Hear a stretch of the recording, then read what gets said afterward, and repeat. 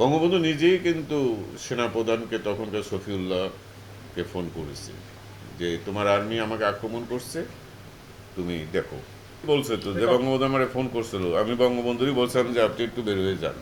তো বঙ্গবন্ধু রাগ করে ফেলছে, নিজেই তো স্বীকার করছে এই কথা, তাহলে দেখা আছে।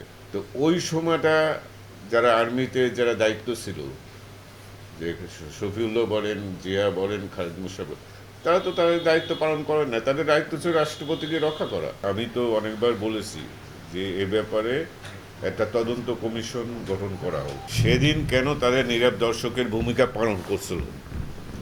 কারণ যদি ওখান থেকে খুনিরাই বলছে প্রতিরোধ আসলে আমরা কোন দিক দিয়ে পালাবো সেই কথা চিন্তা করে রাখছিলাম।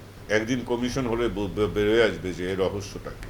সে শফিউল্লাহ মেজর জেনারেল হয়েছে, কত শফিউল্লাহর মেজর হয়ে রিটায়ার হয়ে চলে যাইতো। জিয়া, খালেদ মোশাররফ দেখছে কেউ বেচছে? বঙ্গবন্ধুকে যদি সেটি রক্ষা হতো, খালেদ মোশাররফ বাঁচত, জিয়া রহমান বাঁচত, এরা বাঁচত।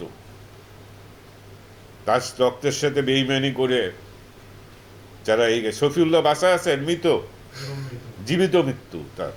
কেউ কাকে মানুষের তাকে দেখে মনে যে সিপাহী হচ্ছে বাঘ হয়েছিল, ও তো বীরের চেয়েও নিচু। বাঘ তো মানে আর্মি তো বাঘ, তাই না, টাইগার। তো কি কাপুরুষের পরিচয় দিচ্ছে।